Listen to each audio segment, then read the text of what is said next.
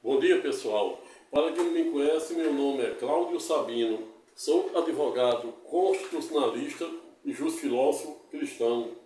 Hoje, notadamente, dia 4/4/2024, olha aí o número de quatros, que em tese também pode ser considerado número sagrado, número em que Deus usa na cronologia bíblica para castigar, para corrigir e até mesmo para transformar o homem. Não à toa, lá na cronologia bíblica existe 40 dias de dilúvio, 40 dias em que Moisés passaram no deserto orando, inspiraram Michelangelo, o renascentista italiano, pintor Michelangelo, a esculpir a escultura de Moisés, que se encontra na Basílica de São Pedro, em Roma. Mas 40 também remonta, esse 4, né, vezes 10, chegamos a 40 dias em que Jesus também orara no deserto e é fruto e objeto da quaresma, que consiste exatamente, como já fiz em diversos vídeos, aulas que estão postados aí, o período em que serve de marco inicial para a quaresma, que se dá a partir da quarta-feira de cinza.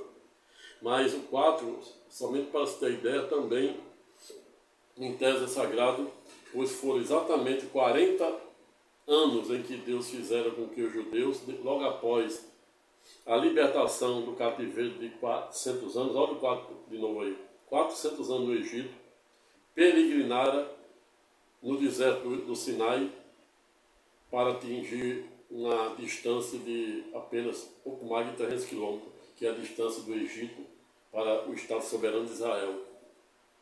Mas Deus, para colocar o homem no Monte Sinai e no Vale da Sombra da Morte, que é o lugar onde Deus usa para construir a nossa fé de forma gradativa, fez com que os judeus, logo após a libertação de 400 anos de cativeiro do Egito, passasse expressivo 40 anos, quase que andando em ciclo no deserto.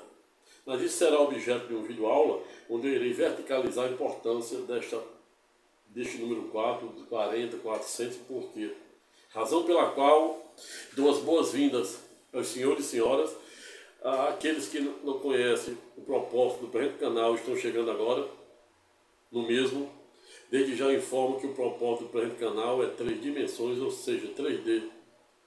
Pois no presente canal, em que pese, você tem aí boa oportunidade de diariamente assistir vídeo aulas que eu reverbero sobre as mais diversas temáticas do direito da cidadania, notadamente do que vem sendo deliberado e pacificado pelo STJ, que é considerado o Tribunal da Cidadania, combinado com o Supremo Tribunal Federal, para quem certa feita o baiano Rui Barbosa, um dos maiores juristas brasileiros de todos os tempos, não à toa mesmo ficara considerado, fora batizado como a Águia de Haia, na ocasião em que representaram o Brasil no Congresso de Haia.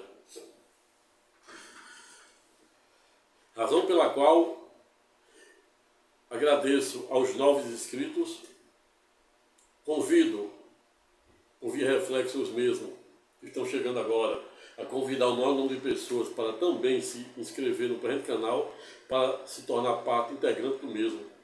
Hoje estou voltando aqui para fazer, em tese, o primeiro vídeo agora desse mês de abril, cujo tema será, abre aspas, democracia, justiça, cultura e evangelho de fariseu, sob uma perspectiva da teoria espiral do silêncio, à luz de fato, valor e norma, fecha aspas. Eis a questão, como dizia o grande dramaturgo, e por que não dizer, um dos maiores poetas de todos os tempos, qual seja William Shakespeare, para quem certa feita não ouvidarem dizer, existia entre o céu e a terra, ângulos mais coisas do que a nossa vã filosofia imagina. Dito isto, e para que o presente vídeo aula em tese não fique maior do que eu pretendo, desde já comunico que o propósito do presente canal, para aqueles que estão chegando agora, consiste em 3D, exatamente em razão de existir 3 grades, cuja a primeira grade eu trato de temas do direito da cidadania, notadamente no direito constitucional e direito processual, no qual eu sou especialista, reverberando e deliberando acerca das temáticas que o STJ, o Supremo Tribunal Federal, vem pacificando no que aduz direitos e obrigações, direito do consumidor, direito do trabalho, direito da previdência, direitos e obrigações, direito imobiliário, etc. Não à toa, não me canso de dizer, sempre nos postos de entrada de todos os vídeos que eu venho fazendo, para tentar te ajudar de alguma maneira, lembrando acerca do julgamento do recurso extraordinário 860.631, combinado com a ADI 5941, para que o Supremo Tribunal Federal permitira não somente a suspensão de se negar passaporte e até a proibição de participar de concurso público, pessoas que estão devendo por dívida ativa na Justiça, e por via reflexa, no final do ano passado, o Supremo Tribunal Federal permitira também que os bancos e demais instituições financeiras, regido ao regime, ao Sistema Nacional da Habitação, pudesse também, por via reflexa, tomar ou reaver imóveis financiados de devedores, sem, contudo, entrar com a classificação na Justiça, ou seja, a partir ou desde o final do ano passado, o Supremo Tribunal Federal referendara as inteiras a Lei 9.514/97, ainda do governo Fernando Henrique Cardoso, que trata exatamente desse instituto de alienação fiduciária em relação a bem imóvel financiado. E para quem está devendo, fique ligado, pois desde o final do ano passado, o Supremo Tribunal Federal declarara constitucional o dispositivo da Lei 9.514/97, no sentido de autorizar e legitimar os bancos a reaver ou tomar imóveis financiados, notadamente aqueles feitos pela Caixa Econômica, Banco do Brasil, Bradesco, etc., que são pioneiros nesta temática, mas pode ser qualquer outra instituição também que tenha um financiamento análogo a estes, a tomar os respectivos imóveis por meio de simples procedimento cartório. E esta é a razão pela qual chamo a atenção de todos para ficar muito atento se você tem um financiamento ativo de imóvel, pois você pode ser surpreendido a qualquer momento com um agente, um oficial de justiça na sua porta, ou até mesmo os estafetas do cartório, que é como se fosse um oficial de justiça, acompanhado até mesmo da polícia, para reaver e despejar o seu imóvel. E por via reflexa, no final do ano passado, o Congresso, por meio da aprovação e sanção do Marco das Garantias, que foi um projeto do PT que tinha por norte exatamente possibilitar gerar segurança jurídica para os banqueiros, ofertar empréstimo no mercado de bens imóveis e imóveis,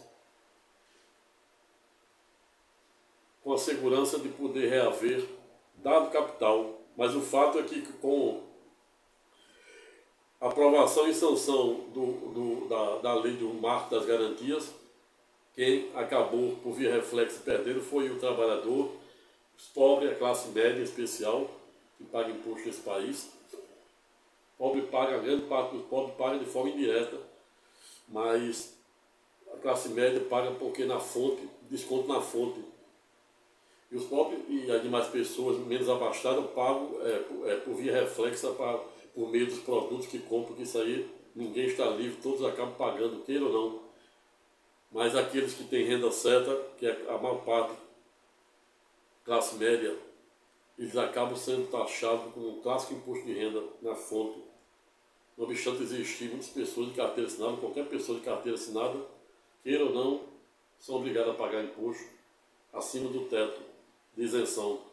Mas o fato é que, com a aprovação e sanção do Marco das Garantias, em que pese o ano passado, o Congresso derrubaram o veto do presidente Lula, que vetava exatamente ou proibia que os bancos também, por via reflexo, tomassem imóvel ou reavesse veículos de inadimplentes sem ter que acionar a justiça, ou seja, por mero procedimento administrativo do cartório. E isso sempre vi com muitas reservas, pois gera supressão do direito e empodera ainda mais quem já era poderoso, a saber, os bancos, que detêm um poder político e econômico, em detrimento da maioria da população, que fica simplesmente à mercê da própria sorte, salvo aqueles que são mais abastados e têm condições de contratar um advogado para tanto. Razão pela qual, desde já, oriento da qualidade de advogado, constitucionalista e processualista, que fique muito atento se você tem financiamento de veículo, de imóvel, para procurar um advogado especialista, competente e de confiança, para procurar o meu termo, ou procurar o melhor termo, para tentar evitar que você seja surpreendido com a perda de seu imóvel, veículo, ou até mesmo, no pior das hipóteses, que você tente de alguma forma, de forma legítima e legal, reaver pelo mesmo que pagou, ou renegociar, ou fazer uma nova ação, que é um instituto jurídico que permite que você assinou um determinado contrato, você procura diretamente o credor, seja o banco, ou você procura uma construtora, se for o caso. Mas lembrando que se você tem um financiamento de imóvel, autofinanciamento, como a gente chama, diretamente com a construtora, não entra nesse rol. A construtora, para tentar reaver, tem que entrar com a classificação de resolução e reintegração de posse, resolução de contrato e reintegração, se tiver, né, presente os pressupostos, pois o julgamento feito no recurso extraordinário 860.631 pelo Supremo Tribunal Federal, à luz da constitucionalidade da Lei 9.514, somente autoriza pela via administrativa, ou seja, os bancos reaver imóveis financiados de devedores, se for financiado por algum banco. Se for financiado por construtora, a regra é outra, se aplica a nova lei de registro público, a nova lei de extrato, e esta é a razão pela qual você deve, desde já, se tiver nessas condições, procurar um advogado especialista em direito imobiliário, direito de obrigações, direito contratuais, como este que estávamos a falar, sem nenhum demérito a qualquer outro, para você ver o que pode ser feito e tutelar o seu direito de eventual esbulho. É isso.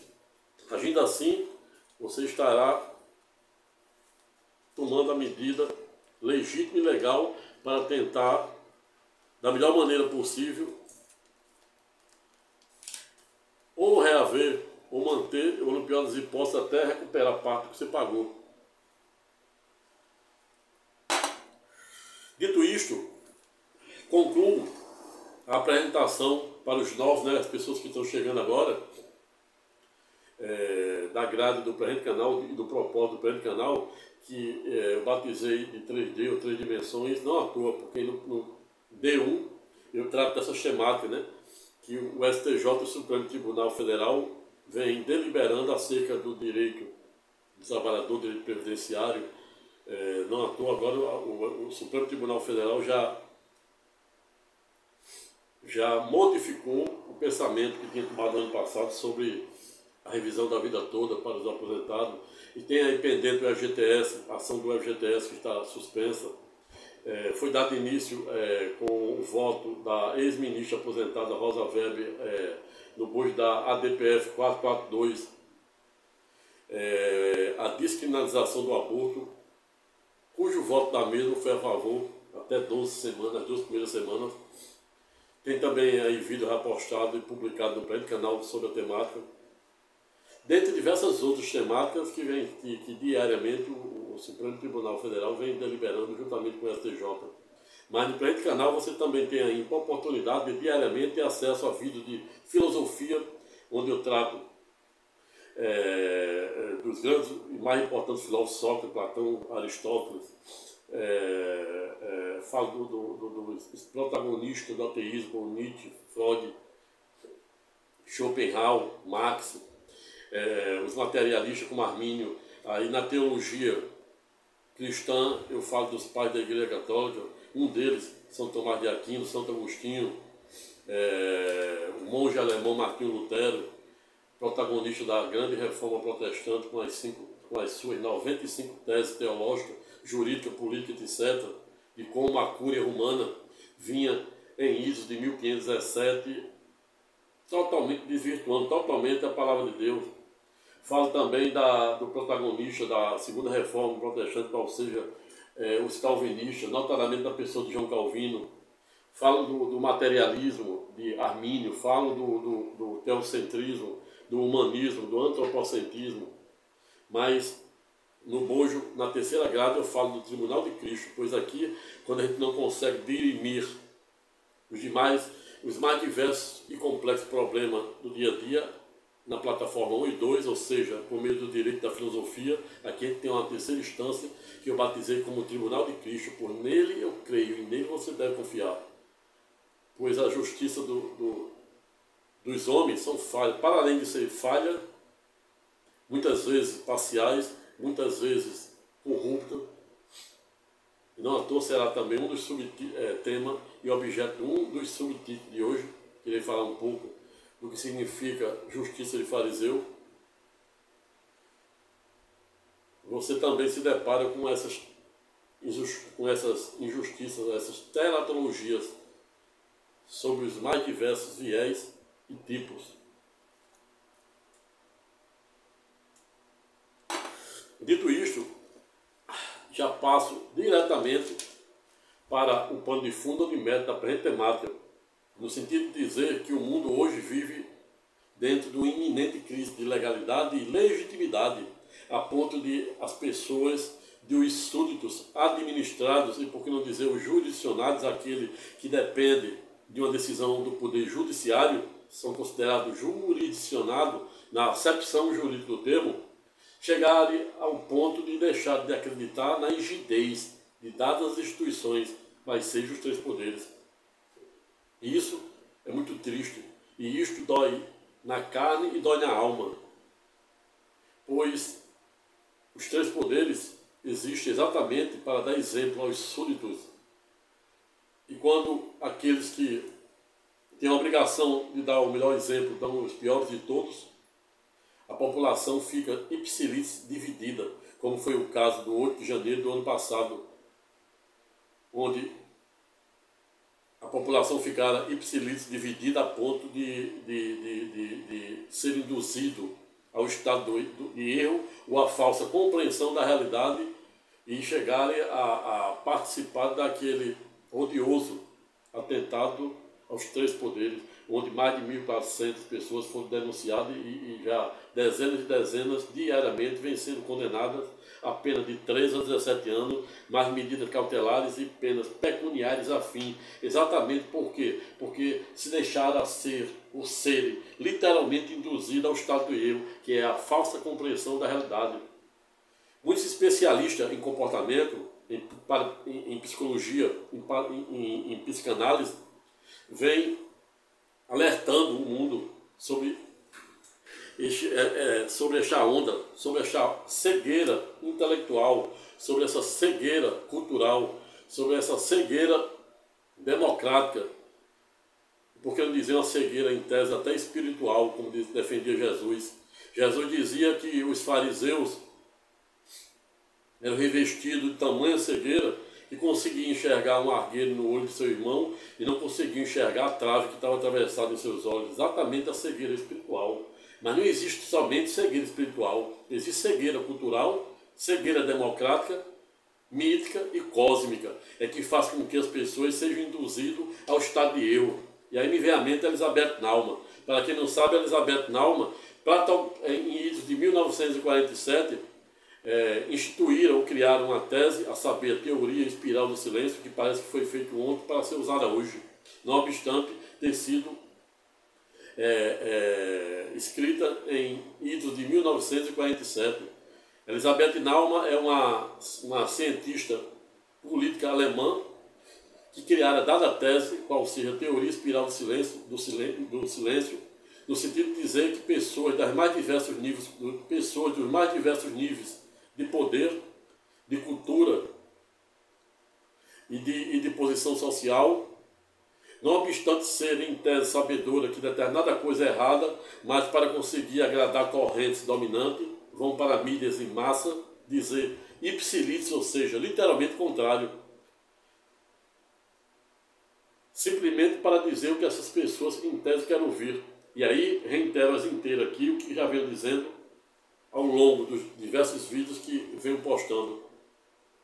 Que assim como Deus, o bom advogado e o bom pai, ele não deve dizer, no caso do advogado, o que o cliente quer ouvir, o professor, o que o seu aluno quer ouvir, o pai, o que o seu filho quer ouvir, e sim o que eles precisam ouvir sob a perspectiva da ética, da moral, da lei de Deus e da lei dos homens. Pois Tiago é pedagógico quando diz que descumprir a lei de Deus, cumprir a lei de Deus em detrimento da lei dos homens, também nos coloca na condição de pecadores, razão pela qual devemos cumprir não somente os mandamentos de Deus, mas também por via reflexa a lei dos homens.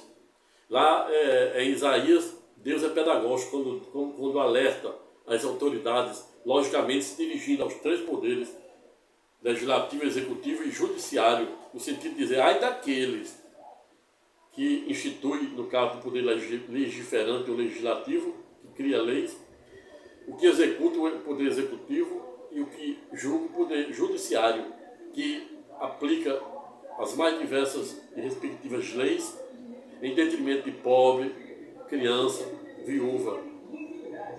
Ai daqueles. O mesmo Deus que alça ou coloca o homem no poder, os mais diversos níveis de poderes, também ele alerta em Isaías 11, 12 seguintes, que ele também destitui. E a gente vê os casos aí, pessoas que, bem teoricamente, conseguiram alçar a presidência da República, ou seja, chegar à presidência da República, e de uma hora para outra perde o cargo, e fica até inelegível, mostrando que o mesmo Deus que coloca o homem, alça o homem aos mais diversos cargos de poder, ele também destitui, ele revoga.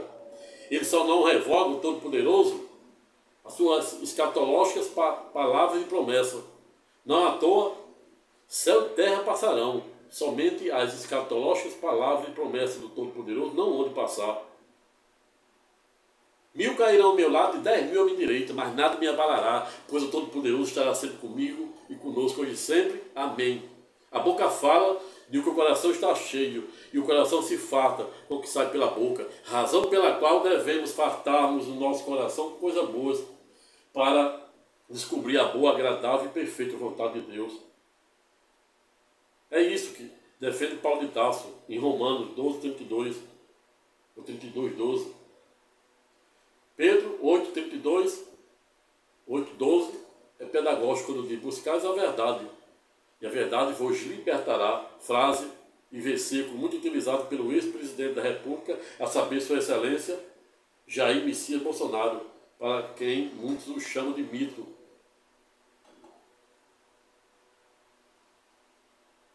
Vejo, portanto, que não é tarefa fácil delimitarmos os verdadeiros contornos e alcance desse nosso existencialismo, desse nosso materialismo arminiano, onde as pessoas vivem um mundo lilista. Para quem não sabe, uma pessoa lilista é aquela que vive desprovida de valores éticos e morais, vive anarquia, como a música de Zeca Pagodinho, deixa a vida me levar, vida leva a ele. É isso que defendem os arminianos. Nietzsche, certa feita, novidade em dizer que nada aprisiona mais do que as ideias, e eu acrescento, nada aprisiona mais do que as ideias, os hábitos, o vício e a ignorância, cuja ignorância é a sua maior arquê, sob a perspectiva da filosofia. Para quem não sabe, arquê significa, filosoficamente falando, a causa de todas as coisas, boas ou ruins, e na maior parte das vezes, ruins.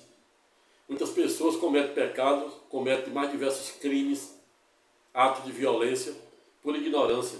Ocorre que errar é humano, persistir ou insistir no erro é ignorância. E esta é a razão pela qual Nietzsche dizia que nada aprisiona mais do que as ideias.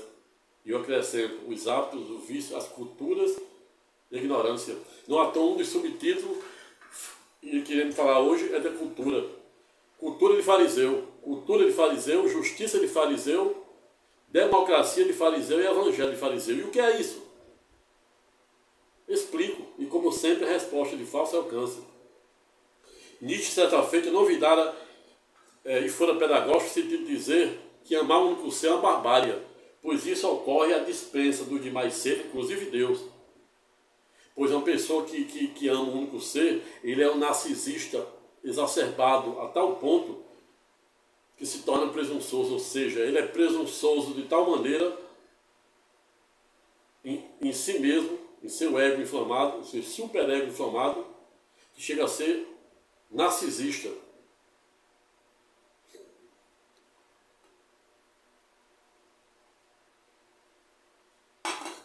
Mas o que significa? O que significa uma cultura de fariseu?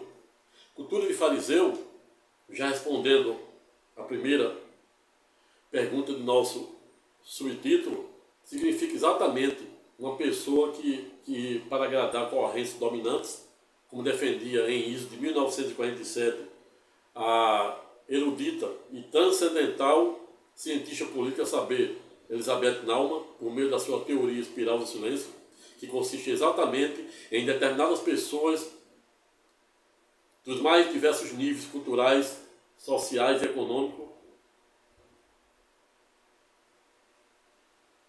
não obstante de um lado serem sabedora que determinada coisa é errada, vão para mídias em massa para dizer exatamente o contrário, simplesmente para agradar as correntes dominantes, ou seja, dizer o que o aluno quer ouvir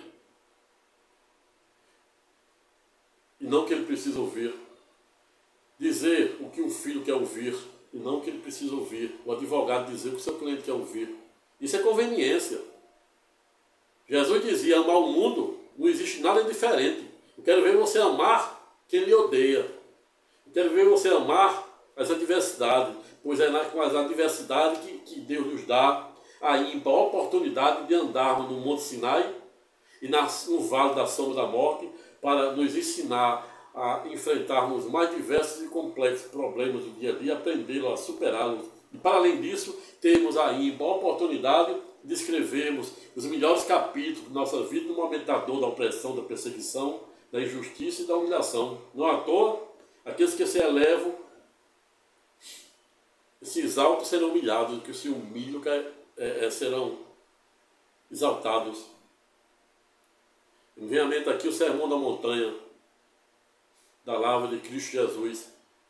Bem-aventurados que têm fome, que têm sede, os humilhados, pois no dia do Senhor eles serão exaltados.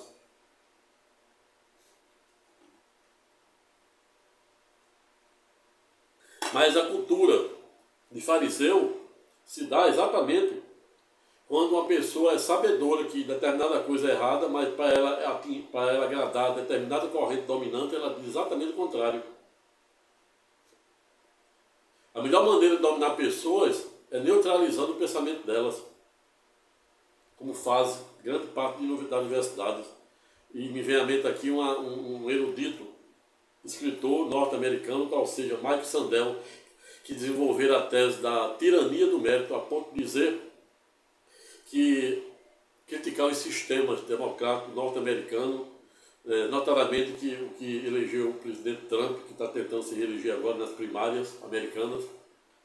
Mas Mike Sandel é um fervoroso crítico, quando critica o sistema de cotas raciais, porque ele diz que mais discrimina e mais gera injustiça epistêmica do que propriamente justiça ou equidade.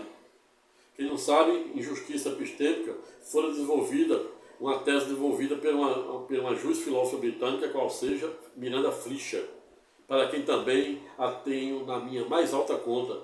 Elas desenvolveram a teoria da injustiça epistêmica sob a perspectiva testemunhal e hermenêutica, a ponto de dizer que pessoas são julgadas pelo poder judiciário, e aí já estou falando de outra subtemática do nosso título de hoje, ou seja, justiça de fariseu, quando um julgador, seja ele de primeiro grau, seja um desembargador, seja ministro do STJ, ministro do Supremo e demais Corte Suprema, a lei diz uma coisa, a Constituição diz uma coisa, o próprio regimento dos tribunais diz uma coisa, e na prática, para agradar correntes dominantes, eles julgam os processos por capa, pelo nome da capa. Está tendo aí um julgamento aí do ex-juiz Moro e atual senador da República.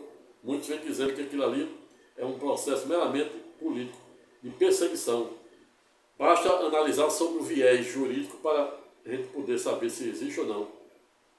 Se a lei diz uma coisa, se a Constituição diz uma coisa, a jurisprudência dele mesmo, do próprio Supremo, do STJ diz uma coisa, o regimento interno dos tribunais diz uma coisa e eles fazem outra, isso pode ser qualquer coisa, menos justiça.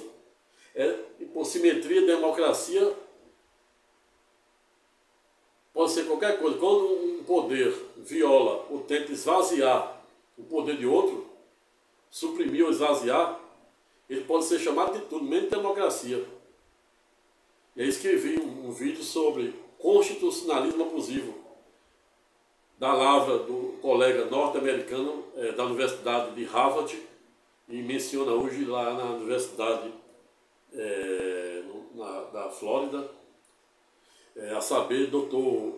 David Landau, que instituíram a tese do constitucionalismo abusivo, que consiste exatamente em determinado Estado soberano, não obstante o mesmo, os mais diversos presidentes, que é chefe de governo e chefe de Estado, poderem ser legítima a utilização dos clássicos decretos e resoluções presidenciais, não obstante, dado instituto jurídico constitucional, de um lado, serem constitucionais, legais e legítimos, portanto, mas a depender da maneira de como determinado presidente, determinado soberano o utiliza, ele acaba ensejando naquilo que o colega norte-americano, a saber, David Landau, defende no bojo da sua tese do constitucionalismo abusivo.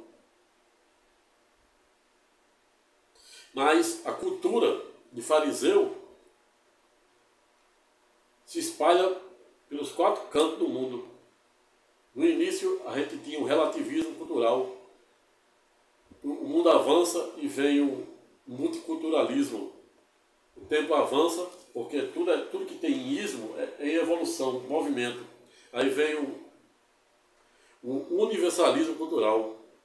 Aquilo que no passado a cultura do Oriente, do continente do Oriente Médio só se aplicava lá, aí vem o multiculturalismo, aí avança, começa a aplicar em determinados continentes, aí vem o universalismo cultural, dizendo que a cultura que se aplica no Norte é a mesma que deve se aplicar no Sul, a que se aplica no Oriente Médio é a mesma que deve se aplicar no mundo oriental, no mundo ocidental, e assim vai. Mas na prática não é bem assim.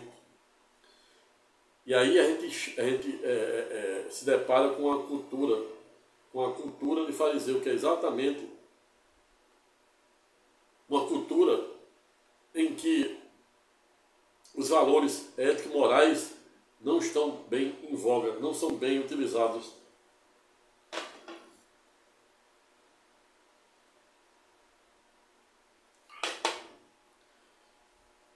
E quando estamos a falar da cultura de fariseu, também pode se encaixar nessa tese da tirania do mérito, defendida pelo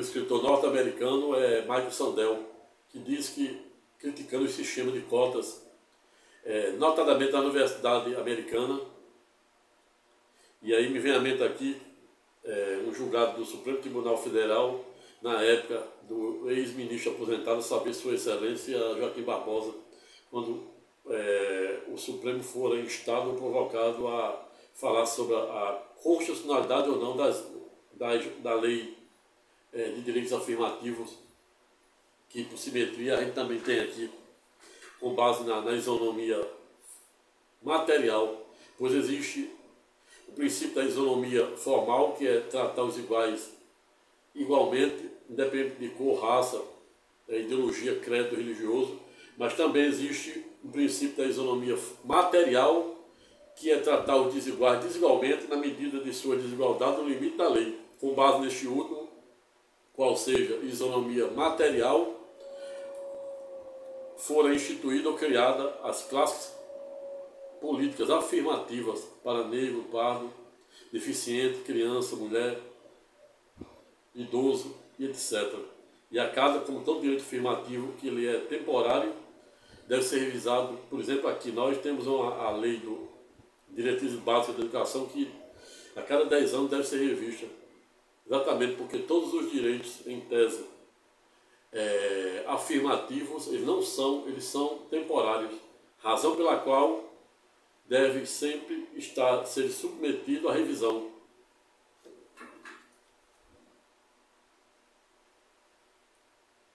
E o que é, por exemplo, a clássica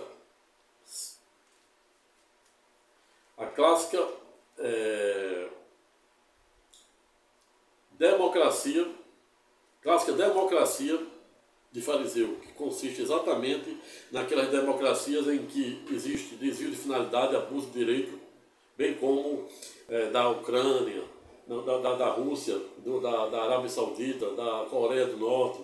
Agora, na madrugada na madrugada de ontem, Maduro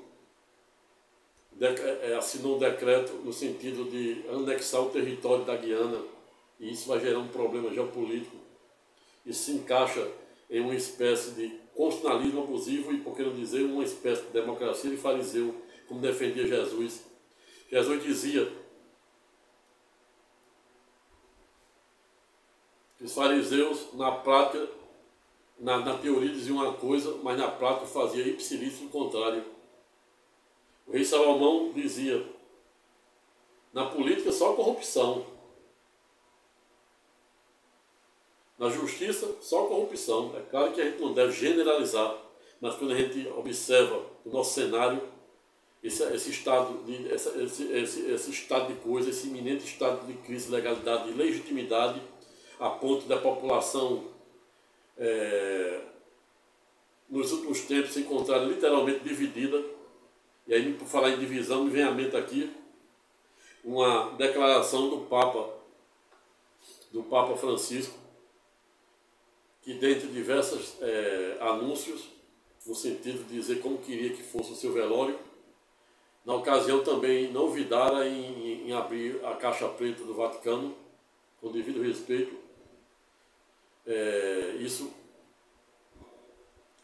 pela própria fala do Papa, que disse que na eleição dele, ele foi vítima de uma conspiração contra a eleição dele. Ele teve que reagir para conseguir ser escolhido pelo poder do Espírito Santo. Segundo ele, diz que quem escolhe o Papa não deve ser os cardeais, e sim o Espírito Santo. E nessa premissa, tira o chapéu para o Papa Francisco, que é exatamente o poder do Espírito Santo que deve escolher os sacerdotes, não obstante ter que admitir no ponto que com a nova e eterna aliança, por meio da crucificação de Cristo Jesus, a cortina caiu e o véu se rasgou. E doravante o homem não precisa de nenhum intermediário para poder se dirigir ao Todo-Poderoso, pois o trono do Todo-Poderoso se encontra dentro de cada um de nós, a depender de como o recepcionamos, o quanto abrimos, a maneira de como devemos abrir o nosso coração para o Todo-Poderoso, por meio do digno do poder do Espírito Santo, opere a grande obra em nossas vidas. Vejo, portanto, que a cultura de fariseu, a democracia de fariseu, a justiça e o evangelho de fariseu se espalham por todos os cenários do mundo.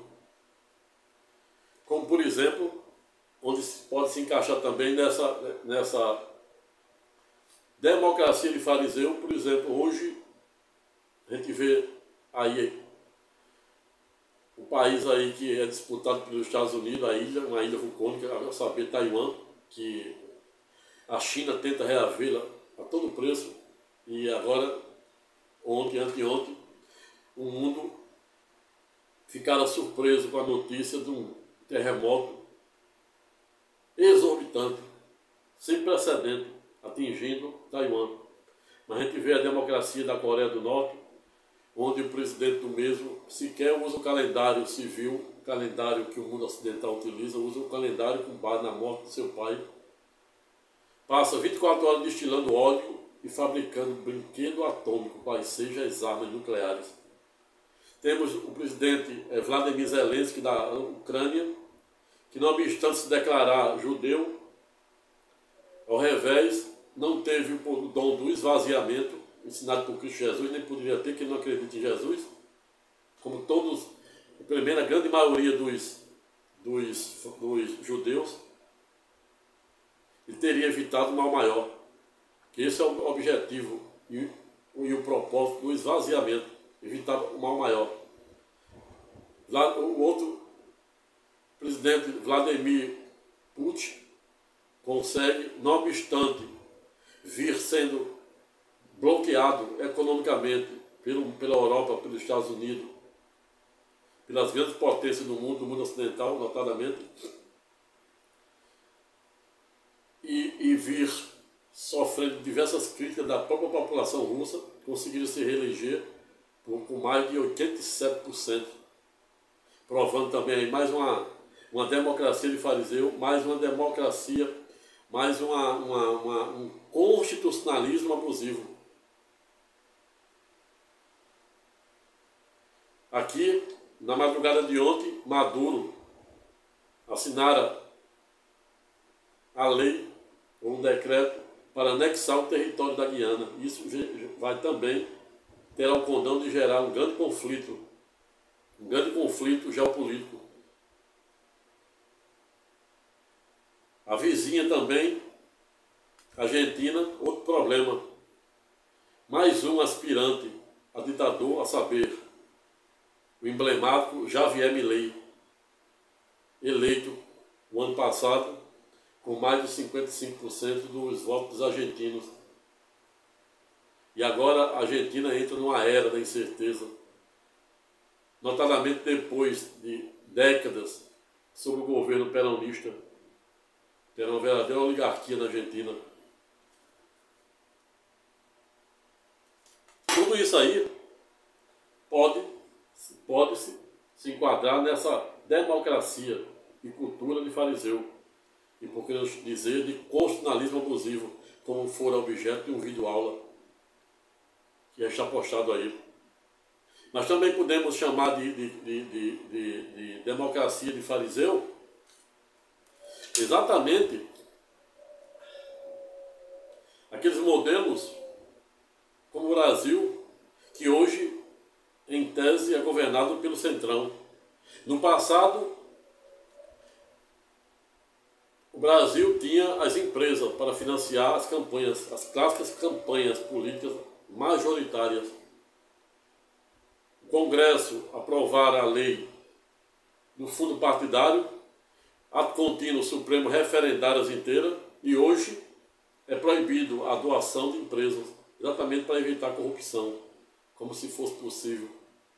João Calvino disse que o homem nasceu depravado de tal maneira que quando João Calvino, sob a perspectiva teológica, fala no verbo depravar, você entenda, no latim, quando você vai ver o verbo depravar no latim, na língua latim, você vê que o verbo depravar significa aquilo que tem de mais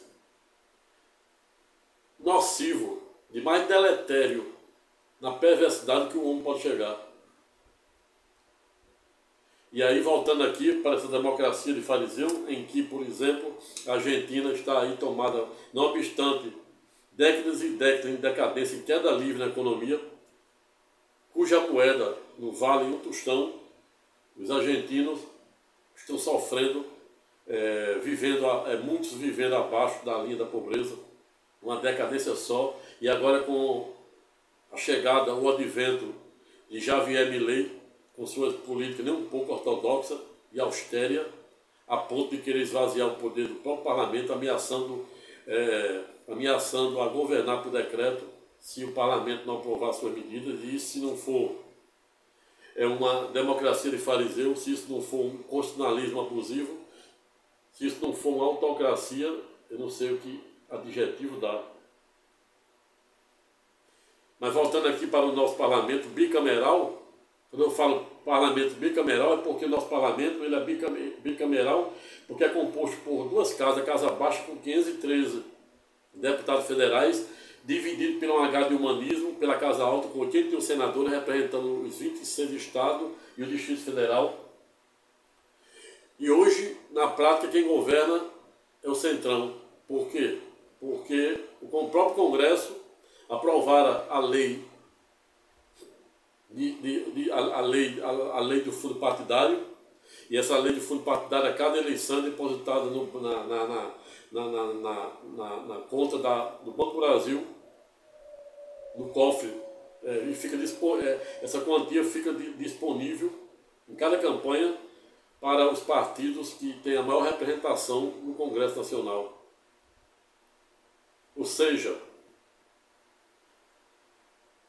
o Congresso e o Supremo Tribunal Federal tirou a conta das empresas, porque a empresa, antes que em tese financiava essas campanhas, e colocou para nós trabalhadores, pagar por meio de nossos impostos. Está vendo aí a tirania do método? Está vendo aí a democracia de fariseu? Que nas campanhas, as promessas, a retórica é muito linda, muito bela e muito loira, mas na prática, é como Jesus dizia, os fariseus, na teoria, era muito lindo, muito belo, muito loiro, mas na prática eles eram hipócritas. É isso. Democracia de fariseu. E hoje, na prática, quem governa é o quê? É o Centrão. O presidente eleito e assume no 1º de janeiro, a cada 4 anos, ele é um presidente, ele é chefe de Estado e de governo, mas ele não pode governar. Triste do poder que não pode governar. É o caso do Brasil. O Brasil, o presidente tem o poder, ele é chefe de Estado e chefe de governo. Mas ele não pode governar, por quê? Porque ele tem que negociar uma contraprestação com o Centrão. Ocorre que o Centrão, em que pese, são compostos por pessoas eleitas por cada um de nós, por meio do sufrágio universal, que é aquele momento em que, por meio, passamos uma procuração para o parlamentar, deputado federal, senadores, nos representarem na Casa Baixa e Casa Alta. Quando eu chego lá, aquela confiança que otorgamos por meio do voto, que é a procuração, é jogada por terra, pois o que passa a prevalecer é a hegemonia do domínio e dos interesses das classes dominantes. E isso, se não for democracia de fariseu, para não chamar de constitucionalismo abusivo, eu não sei mais o que é.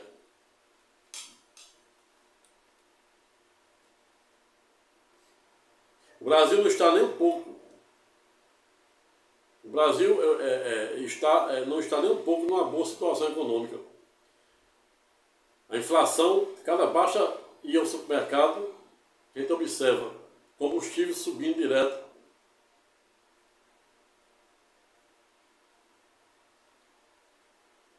Exatamente por quê? Porque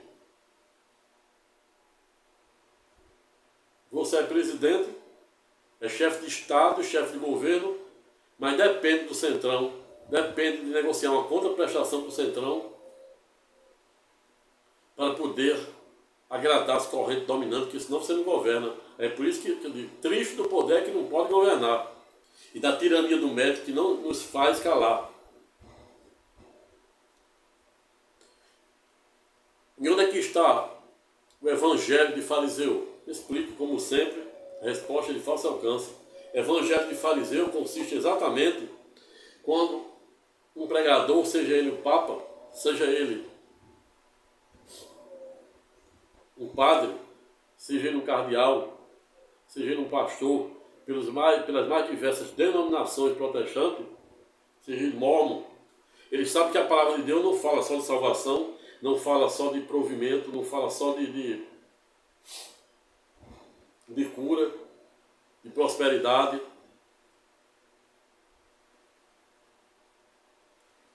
Mas fala de castigo, fala de renúncia, fala de esvaziamento especial. fala de provação. Não à toa, o Monte Sinai e o Vale da Sombra da Morte é um lugar que Deus usa para não somente corrigir, como também castigar e até transformar o homem. E aí estamos diante de um evangelho de fariseu, é quando um pregador usa a palavra de Deus em vão.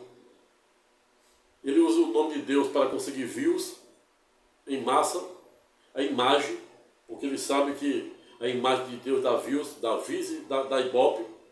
E quando você vai ver, quando a gente vê muitos vídeos aí, notadamente de ateus, teístas ou ateístas, e muitos se declarando nas declaradas pseudociências, sem nenhum demérito nenhum, usa a imagem de Deus para atrair likes às pessoas, e na hora que atrai as pessoas, quando você entra no conteúdo, é só para destruir, é só para denigrir a imagem do Todo-Poderoso. Acaba esse pregador se verticalizando, pois na verdade quem deve ser verticalizado é a palavra de Deus. O pregador tem que estar na horizontal, e o Todo-Poderoso é a palavra dele sempre na vertical. Mas na prática não é bem assim. E aqui não estou generalizando. Existem muitos bons pregadores, padres, exemplo de um padre Marcelo Rossi, tira o chapéu, e muitos outros. Muitos pregadores protestantes, tira o chapéu também. Não preciso mencionar. Basta ver aí, basta você ter uma consciência cósmica, democrática, jurídica, filosófica, notadamente teológica, para você saber quando um pregador está fazendo aquilo e dizendo aquilo que é da vontade e do propósito de Deus. Mas o fato é que a melhor maneira de dominar pessoas é neutralizando o pensamento delas. Quem pensa que Apocalipse fora somente o livro que está na Bíblia, canonizado ou homologado pelo Vaticano, se engana. Existe o Apocalipse de Moisés, que não está dentro da Bíblia oficial, canonizada pelo Vaticano, de Elias, de Enoque e de diversos outros. Como é que João 8, 12, que diz: buscais a verdade vos libertará. Se você não tem acesso a essa verdade, se esses livros, essa verdade, não estão dentro da Bíblia que você lê. O que você vai ler a partir de Jesus só dos 30 anos até os 33, até a sua morte. 30 para trás você não vê. Não tem nada na Bíblia, nem católica, nem protestante, que você vai encontrar falando de Jesus dos 30 para baixo.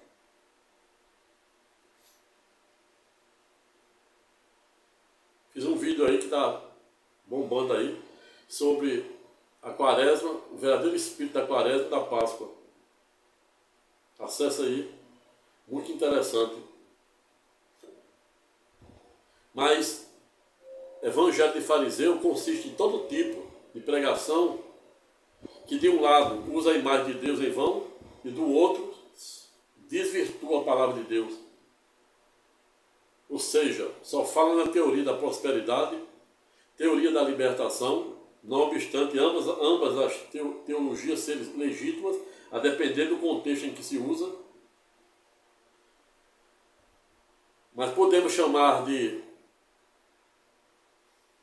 evangelho de fariseu as condutas exaradas pelos mais diversos pregadores que, para além de serem ipsilis, ou seja, literalmente sabedores de que a palavra de Deus não fala só da teoria da prosperidade, da libertação, da salvação, da cura, provimento, etc., vai para a mídia exatamente dizer, só falar em teoria da prosperidade, da libertação, teoria da prosperidade, da riqueza.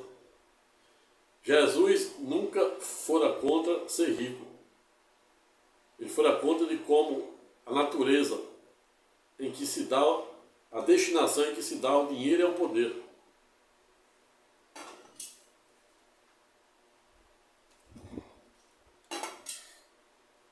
Mas evangelho de fariseu, em que pese, consiste exatamente em todo e qualquer tipo de pregação que esteja literalmente divorciado daquilo que revela a vontade e o propósito de Deus. Para além disso, também podemos incluir neste evangelho de fariseu pessoas que, não obstante, não perderam a missa, não perderam um terço, não perderam uma Eucaristia, uma confirmação, nenhum dos 7 sacramentos da Igreja Católica e os 2 ou 3 utilizados pela protestante, mas as condutas desse suposto cristão não são nem um pouco ortodoxas.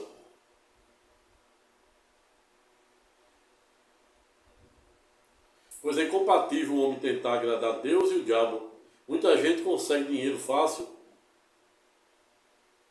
consegue muitas coisas materiais fáceis e acha que vem de Deus. Engana-se, porque Satanás, não obstante ele ser homicida desde o princípio e nele não haver verdade, ele também tem poder, pois Satanás era o anjo mais poderoso de Deus, criado por Deus, a saber, Lúcifer, até a queda do mesmo, até uma ocasião em que o mesmo corromperam um terço dos anjos de Deus. Muita gente consegue algumas coisas surtuosas ou temporárias e acha que veio de Deus, como na verdade está vindo de Satanás. Mas o que vem de Satanás, a conta vem a galope, pois é incompatível associar, ou, melhor dizendo, o homem querer agradar a Deus e o diabo ao mesmo tempo. Se enquadra exatamente neste tipo de evangelho de fariseu. Para Deus, mais vale ele ouvir da boca de um ateu que ele é ateu, pelo viés teísta ou ateísta, quando Deus entra no coração dele, na mente dele, e vê exatamente o contrário, que ele tem tanta bondade, ele tem tanta grandiosidade, generosidade, gratidão, fé, amor a ele, que aquilo que ele diz, aquela declaração que ele faz como em ser ateu, Deus releva. Ao revés, não obstante muitos cristãos se declararem cristãos, na acepção jurídica do termo, quando Deus entra no coração, na mente e nas condutas diárias daquele cristão, vê que aquilo ali é o pior dos fariseus. Aí se encaixa nesse evangelho de fariseu. Pessoas que se declaram evangélicos pelos mais diversos viés e denominações católicas, protestantes, etc., não honra suas obrigações, não cumpre a lei dos homens, contrata advogado, o advogado resolve tudo e depois se vale da própria torpeza e não quer pagar, quer ganhar um processo às vezes na justiça, um tapinha nas costas, corrompendo o juiz, desembargador, ligando por um amigo que conhece o juiz, conhece o desembargador, é assim, e me vem à mente aqui o rei Salomão. O rei Salomão, na época que governara sobre Israel por expressivo 40 anos, fora pedagógico por meio dos seus 3 livros, a saber, Cântico, Provérbio e Cantares. Sentido dizer que na política era só corrupção na época dele. Olha só, antes de Cristo. Na justiça só corrupção. Jesus, em sede da nova e eterna aliança, diz: quando você tiver uma contenda com seu irmão, procure se conciliar com ele, pois se for para a justiça você pode perder seu patrimônio, quiçá e até preso. Você vê que Jesus não acreditava na justiça dos homens. Isso aqui, sem fazer nenhum demérito a alguns julgadores, tem muitos, ainda que veste a camisa, honra a toga, mas tem muitos que não passam de fariseu de toga. E falo isso aqui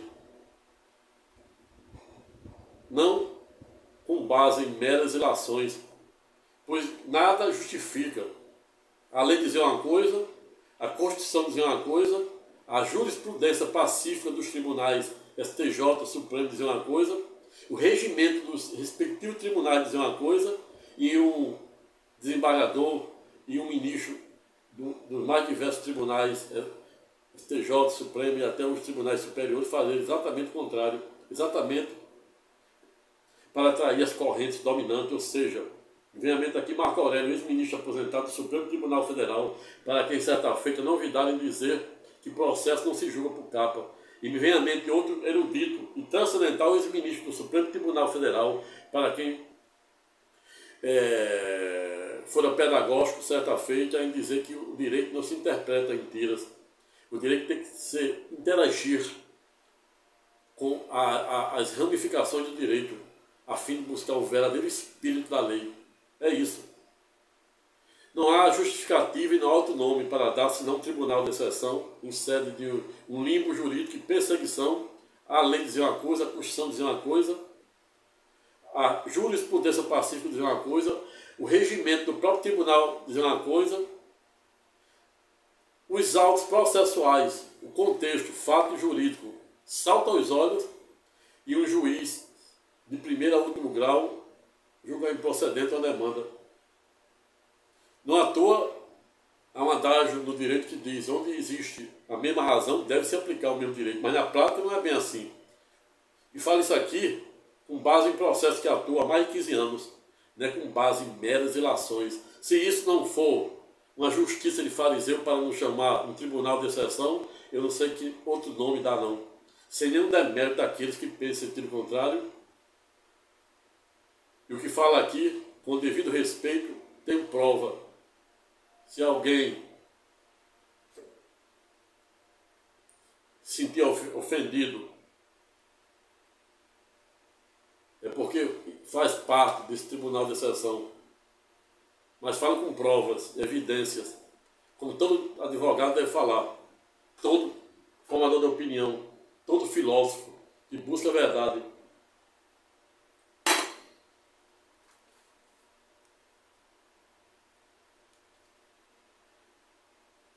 Exatamente isso. Justiça de fariseu, para não chamar tribunal de exceção, consiste exatamente quando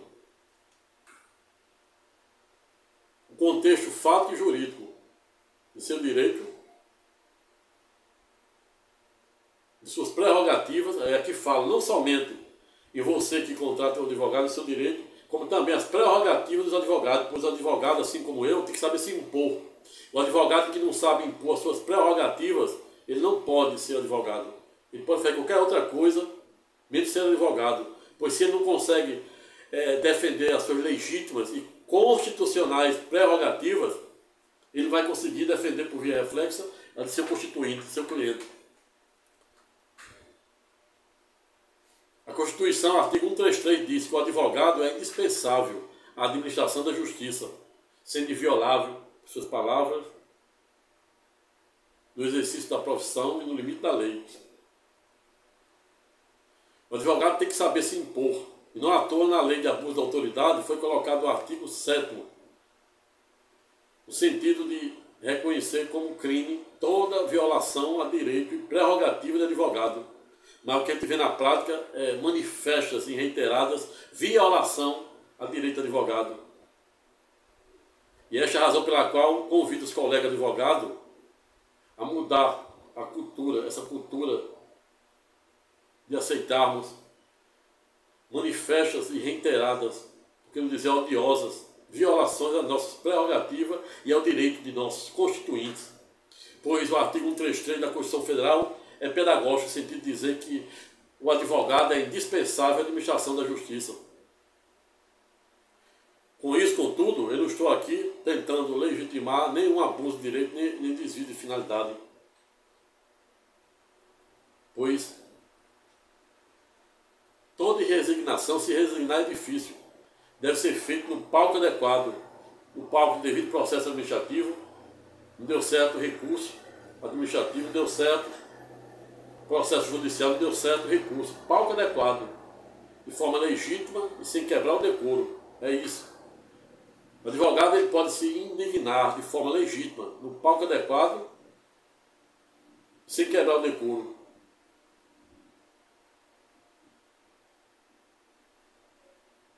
O ex-ministro Hélio Graus também fora pedagógico, no sentido de dizer que o contexto, em determinadas situações, deve ser mais importante que o próprio texto. Entenda-se como contexto todo o arrazoado fato que um advogado coloca numa petição inicial para defender o seu direito. E quando um juiz que fez o juramento de aplicar a lei, a Constituição, ignora e viola todos os princípios da cabeça do artigo 37, parágrafo 4º, improbidade administrativa, prevaricação, artigo 7º, abuso de autoridade, crime contra direito e prerrogativa de advogado.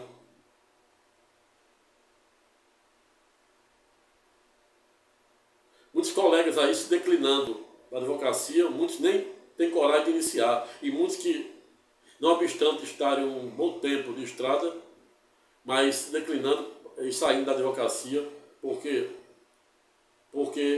a justiça está dentro de uma iminente crise de legitimidade e legalidade, a ponto de o jurisdicionado e até mesmo os advogados sérios, constitucionalistas, competentes e probo, como este que estávamos a falar, e desafio qualquer outro provar o contrário,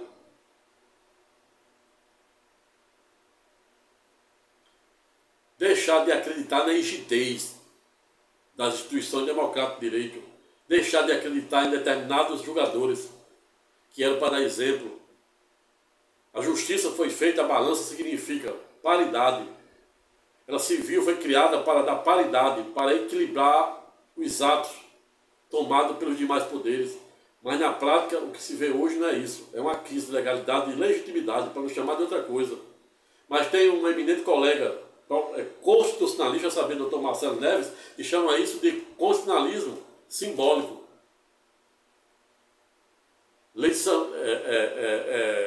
A erudita justa filósofa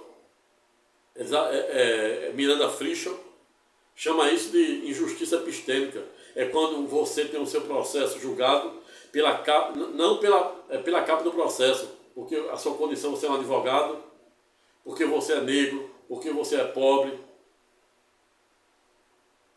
O juiz, seja ele de primeiro grau, segundo, terceiro, quarto grau, ele tem que ser imparcial. E foi isso que levou o ex-juiz Moro ao Supremo Tribunal Federal a anular todos os processos, alegando parcialidade.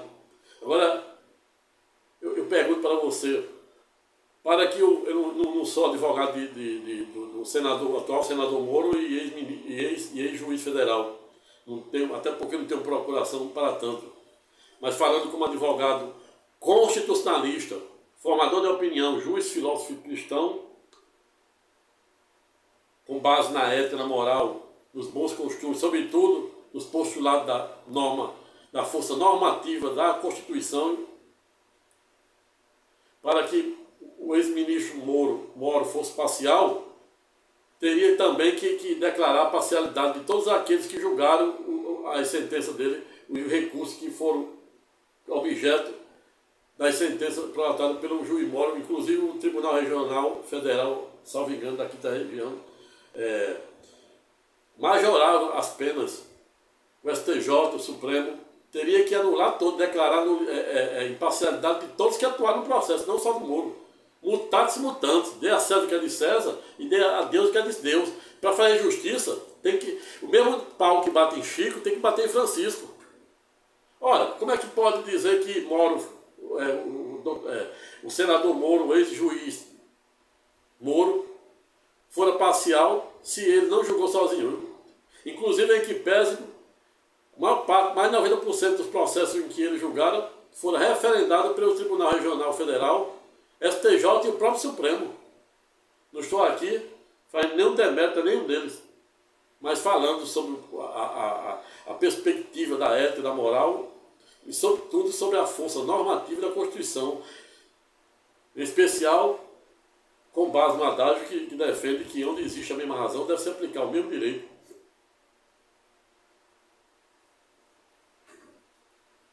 Veja, portanto, que não é tarefa fácil vivermos num mundo eivado e revestido de uma crise de legalidade e legitimidade, a ponto dos súditos administrados e jurisdicionados, em tese, deixarem de acreditar na rigidez das instituições democráticas de direito. Razão pela qual finalizo o pleno estudo temático no sentido de dizer e lembrar no ponto um erudito juiz filósofo, qual seja Nicolau Maquiavel, para quem certa feita não vidara em dizer